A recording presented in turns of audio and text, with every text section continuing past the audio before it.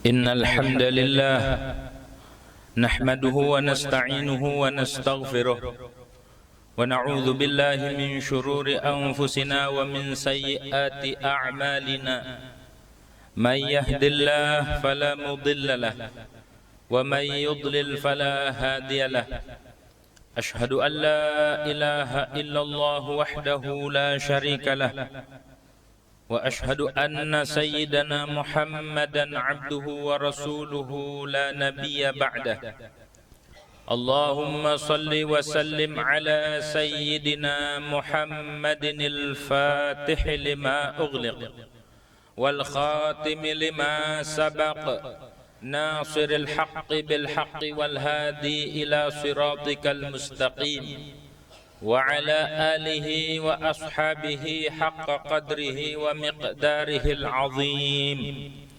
أما بعد فيا عباد الله أوصيكم ونفسي بتقوى الله فقد فاز المتقون وأحثكم وإياي على طاعته وطاعة رسوله في كل وقت لعلكم تفلحون قال الله تعالى من يطع الله ورسوله ويخشى الله ويتقه فأولئك هم الفائزون صدق الله وصدق رسوله النبي الحبيب الكريم ونحن على ذلك من الشاهدين والشاكرين والحمد لله رب العالمين. Ma'asyiral muslimin wa zumratal mu'minin rahimakumullah. Marilah sama-sama kita meningkatkan ketakwaan kita kepada Allah Subhanahu wa taala. Yang arti takwa ialah menjalankan seluruh perintah Allah dan menjauhi segala larangan Allah. Perintah Allah itu ada zahir, ada batin. Begitu juga ada larangan zahir, ada larangan batin. Mungkin bagi sebagian kita ada yang sanggup melaksanakan ibadah zahir, sanggup melaksanakan perintah Allah yang zahir, bahkan bukan sanggup dia rajin. Namun belum tentu dia lulus dalam hal menjalankan perintah Allah yang sifatnya ibadah batiniyah. Apa itu diantaranya? Di antara ibadah batiniyah adalah seorang hamba harus memiliki sifat ridha terhadap ketetapan Allah Subhanahu wa taala. Karena ini salah satu perintah Allah dan Rasul. Ibadah batin itu tidak semua kita memiliki. Namun bagi mereka yang diberi taufik oleh Allah Subhanahu wa taala, dia akan senantiasa menerima ridha terhadap ketentuan Allah Subhanahu wa taala, yang mana ini menjadi bagian rukun iman yang keenam. Bukan hanya iman dengan qada qadar, tapi aplikasinya iman kepada qada qadar adalah kita menerima bahwa apa yang sudah terjadi itu keputusan dan ketentuan Allah Subhanahu wa taala. Setiap kita tidak lepas dari yang namanya ujian, dari yang namanya kesulitan. Dan bagi mereka yang sudah terdidik batinnya, dia akan memahami bahwa kesulitan dan ujian adalah sebuah langkah yang Allah berikan untuk menggapai satu kelapangan. Maka dari itu Rasulullah sallallahu alaihi wasallam sabdakan, wa'lam annama akhta'aka lam yakun liyusibak wa ma asabaka lam yakun liyukhti'ak wa'lam anna an-nasra ma'as sabri wa anna al-faraja ma'al karbi wa anna ma'al usri yusra.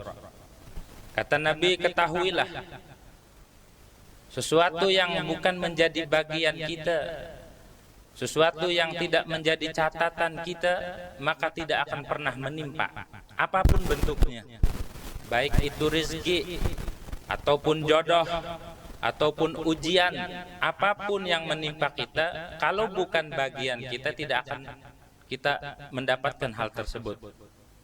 Mau sekeras apapun usaha kita, mau sekeras apapun kita menghindar, kalau emang itu bukan bagian, nggak bakal mendapatkan kita. Sebaliknya kata Nabi, wa ma asabaka lam yakun liyukhti'ak. Dan sesuatu yang akan menimpamu tidak akan pernah salah. Sesuatu yang menjadi bagian kita, maka pasti kita akan mendapatkan hal tersebut. Ujian, nikmat, dan lain sebagainya yang kita dapatkan semuanya sudah tercatat dan sudah ditentukan oleh Allah Subhanahu wa taala jauh sebelum kita lahir. Maka dari itu kata Nabi, wa'alam annan nasr ma'as sabr. Ketahuilah bahwa pertolongan Allah itu mengiringi, menyertai kesabaran. Kemenangan, pertolongan hanya akan didapat bagi mereka yang bersabar. Setiap apa yang menimpa diri kita, ujian apapun yang menimpa, kuncinya sabar agar kita mendapatkan pertolongan Allah Subhanahu wa taala. Wa annal faraja ma'al karbi, dan sesungguhnya kelapangan itu menyertai kesulitan. Jadi setiap kesulitan beriringan dengan kelapangan. Begitu juga sebaliknya, setiap kelapangan beriringan dengan kesulitan. Bukankah ketika kita meminta, ingin melihat satu pelangi, lalu kemudian Allah datangkan awan, hujan, petir, dan lain sebagainya, bukan berarti Allah hendak menurunkan badai, tapi Allah hendak memberikan indahnya satu pelangi. Begitu juga ketika kita minta kelapangan, minta kesuksesan, minta keluasan, sejatinya kita siap dengan ujiannya, karena kelapangan dan kesulitan atau ujian itu beriringan. Kata ulama memaknai mensyarahi hadis ini, Al-Imam Fasni katakan ayu jadu sari'an mahu. Tegasnya kelapangan itu akan ditemukan sari'an, secepat mungkin, menyertai kesulitan. Jadi setiap kesulitan yang datang itu tandanya mau datang kelapangan. Fala dawama lil karbi. Tidak ada kesulitan yang terus menerus. Tidak ada yang sanggup menahan ujian daripada Allah Subhanahu wa taala. Pasti ada kesudahannya, pasti ada kelapangannya. Wa syawahiduhul kitab wa sunnah. Dalilnya itu di Al-Quran dikatakan, dalilnya itu di sunnah, di hadis dikatakan. Dan di sini kata Imam Fasni, wa fihi tasliyatun wa ta'nisun bi annal karba na'un minan ni'mah. Di sini terdapat kabar gembira, hiburan buat kita di dalam hadis ini, bahwa kesulitan itu bagian dari nikmat. Mengapa demikian? Lima yatarattabu alaih. Karena apa yang timbul setelah kesulitan, yakni kelapangan. Jadi ketika kita meminta kelapangan sama dengan kita meminta ujian itu datang. Dan ketika ujian datang, janganlah kita bersedih, karena itu langkah atau awal daripada kelapangan yang kita nanti. Maka bagi mereka yang diberikan, yang dididik tauhidnya, ketika diuji oleh Allah Subhanahu wa taala, dia yakin betapa Allah hendak memberikan kelapangan setelah ini. Karena kelapangan itu adalah bagian dari kesulitan, karena kesulitan itu adalah bagian dari kelapangan. Setiap orang yang hendak mendapat kelapangan pasti didatangkan sebuah ujian, dan ingat, wa anna ma'al usri yusra. Sesungguhnya beserta kesulitan ada kelapangan, kemudahan. Maka dari itu, selain kita menjalankan ibadah zahir, kita juga harus ingat bahwa segala apa yang terjadi di dalam diri kita, bahkan di alam dunia, sudah dicatat di Al-Quran. Ma asaba min musibatin fil ardi wala fi anfusikum illa fi kitabim min qabli an nabraha. Inna dzalika 'alallahi yasir. Tidaklah menimpa satu musibah, tidak terjadi satu musibah, baik yang di bumi ataupun di diri kalian, melainkan semua sudah tercatat, sudah dimaktub, sudah ditetapkan di ilmunya Allah Subhanahu wa taala jauh sebelum kita lahir, jauh sebelum Allah ciptakan, 50.000 tahun sudah rapih. Dan semuanya itu mudah bagi Allah Subhanahu wa taala. Kuncinya ada pada Allah Subhanahu wa taala. Jadi harus kita yakini apapun yang terjadi itu sudah menjadi bagian kita. Jangan mengeluh, jangan sedih.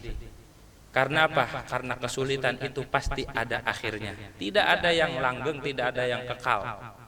Begitu pula ke lapangan pun tidak ada yang langgang. Kesulitan pun sama, tidak ada yang langgang. Maka dari itu, pertajam lagi, perkuat lagi rasa berterima kasih kita kepada Allah Subhanahu wa taala. Perkuat lagi ridha kita terhadap Allah Subhanahu wa taala. Karena Nabi memberikan kabar gembira, innallaha idza habba qauman ibtalahum.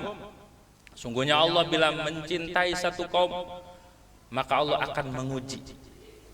Faman radiya falahu ridha wa man sakhita falahu sakhat.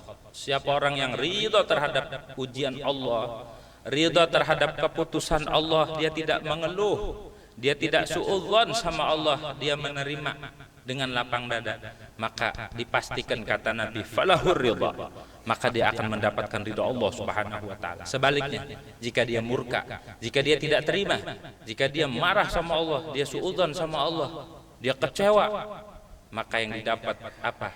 Waman sakhita falahus sakhat, kata Nabi. Siapa orang yang murka, siapa orang yang tidak terima terhadap ketetapan Allah, maka dipastikan dia mendapat murka Allah Subhanahu wa taala.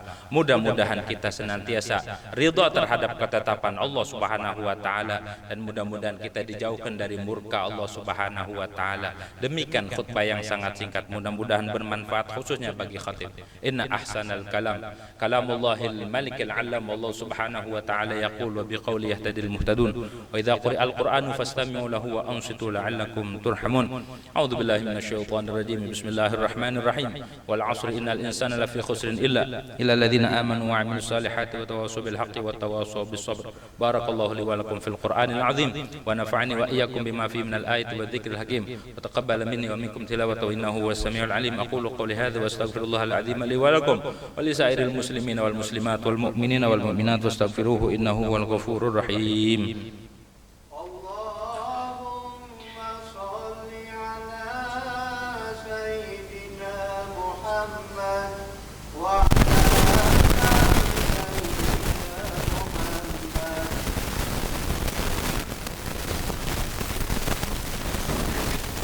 الحمد لله حمدا كثيرا كما أمر.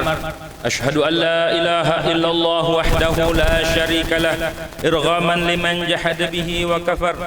وأشهد أن سيدنا محمدا عبده ورسوله سيد الخلائق والبشر.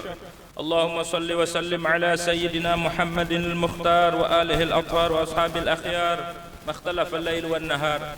أما بعد فيا أيها الناس اتقوا الله فيما أمر وانتهوا عما نهاكم عنه وزجر. واعلموا أن الله سبحانه وتعالى أمركم بأمر بدأ فيه بنفسه وثنى بملائكته المسبحة بقدس ولم يزل قائلا إن الله وملائكته يصلون على النبي يا أيها الذين آمنوا صلوا عليه وسلموا تسليما. اللهم صل وسلم على سيدنا محمد وعلى آل سيدنا محمد. ورضى اللهم عن الخلفاء الراشدين سادتنا أبي بكر وعمر وعثمان وعلي وعن بقية الصحابة وقربات أجمعين ومن تبعهم بإحسان إلى يوم الدين آمين رب العالمين.